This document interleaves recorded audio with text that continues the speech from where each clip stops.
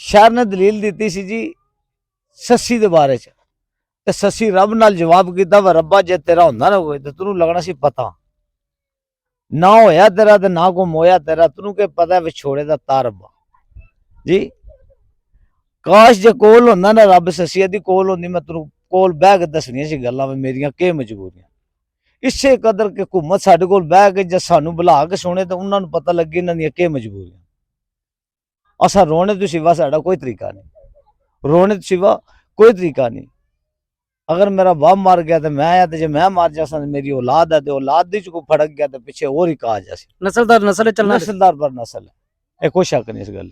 चाचा मिगी दसो कि तुसां ने ख्वाहिशात हो ना कि तुसां ने बच्चे भी पढ़न। जी असा दी यही दिल दी ख्वाहिश है कि साडे बच्चे पढ़न ते और ना कोई दुनिया तो वे, लेकिन इन्हां दी इथों पट्ठे तू जान छुट जाए या मजदूरी तक के निकल के कोई भी कारोबार करते साडे वास्ते भी अगले जहान में असीं दुआवां ही दे सकदे यार अब्बा असां दे कोई पिछे आसी। लेकिन तुसा थोड़ी ख्वाहिश है तुसा अपना नाम लिखो भावें दसो ना कि जाके भावें साडा भी दस छड़ो। ये तुसा थोड़ी भी गल है कि जेड़ा भी तुसा फिल्म वीडियो शीडियो बना के जा रहे हो अशकर उन्हां नाल तुसा भी पेश गोई करो कि इस गरीब वाम दे बारे च भी कुछ सोचो। हुकूमत तो साडे उपर भी उतनी है ना। अगर असा तो बच्चा वैसे ही बाजार टूर जासी तू पोर्ट के अंदर कर छोड़ना, ओए तू कितों आ रहे है मैं भट्ठे तू चल खा तू अगर रुपया 500 तेरे को लविए भावें तुसा हुकूमत दे बंदे फड़ने ते लै चलो, सानू कोई टेंशन नहीं। गल गलत नहीं मैं करदे सुन क्यों गरीब बंदे दा इस वेले हर पासे जीण औखा होया, हर पासे जीण औखा। असी एक और बात है वह भी तुसा नोट कर लो कि गरीब अवाम जड़ी भट्ठे ते रह रही है या मजदूर कोई भी है गरीब जड़ा इस वेले सिवा पंजियां तो बगैर, पंजे समझ दो कुकड़ा ने पंजे, पंजियां तो बगैर तो जाए कोई हड्डी होंदी है पिंजर उस सिवा ये गरीब बंदे कुछ नहीं खा सकते। ये गरीबी की वजह तो हो रहे ना, गरीबी की वजह तो हो रहे। लेकिन हर इंसान का दिल है ख्वाहिश है कि यार असी भी 8 में गोश्त खाइए।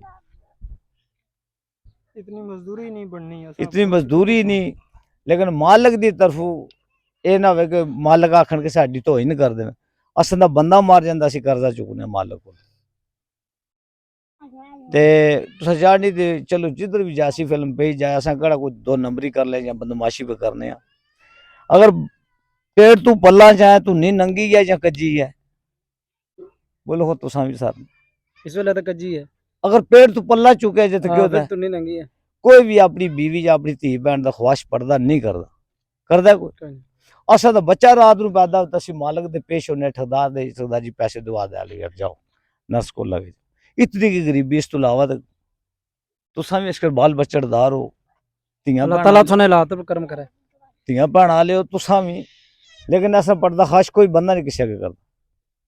लेकिन मालक दी मेहरबानी ठगदार जिसको रहने वक्त की मेहरबानी साडा मरण जीवन हो सट बात। ठेकेदार लियाकत साहब बहुत अच्छे बंदे जी, बहुत अच्छे बंदे जी साडी जात ऊपर अच्छे जेड़े इसको रह रहे हैं। हाँ बहुत अच्छे बंदे साडा इत्थे रहना मुश्किल सी। लियाकत साहब ने बारे क्या बने हो जी? हाजी साहब बहुत ही नेक बंदे ने ते जिन्हां दी वजह तो असां इत्थे इतना अरसा कड्ढी जांदा। जे लियाकत साहब ना होने तो असां की कोई बंदा इत्थे रहन भी नहीं सी देना। हुण असां ने शनाती कार्ड इत्थे बनवाए, असां ने थाने ना दर्ज कराए, असां ने पूरी जवाबदारी चाहिए असां की मजदूरी देने पूरी। बाकी जे हाजी साहब ना होने तो असां ने इत्थे रहना मुश्किल सी। बिल्कुल नाजरीन, आज का प्रोग्राम मैंने किया, आपने सुना, इन लोगों की आपने बातें सुनी, इनके हालात व वाक़यात आपने देखे कि ये लोग किस कर्ब से गुज़र रहे हैं, इनके हालात ज़िंदगी क्या है।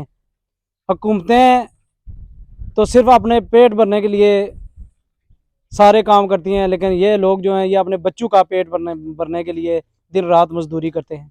भट्ठे की ज़िंदगी आसान ज़िंदगी नहीं है, बहुत मुश्किल ज़िंदगी है। लेकिन इन लोगों को मैं सलाम पेश करता हूँ जो अपने बीवी बच्चों का पेट मेहनत मजदूरी करके पालते हैं। उन लोगों के लिए शर्म का मकाम है जो ऊंचे ऊंचे ओहदों पे बैठे हुए हैं, जिनके अंदर इंसानियत नाम की कोई चीज़ नहीं है।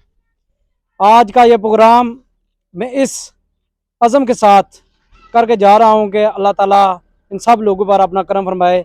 और यौम मज़दूर के मौका पर मैं यही कहूँगा कि हमारी हुकूमतें जो हैं उन मज़दूरों के हवाले से इक़दामात करें। अपने मेज़बान मोहम्मद सोहेल को दीजिएगा इजाज़त। अल्लाह हाफिज़।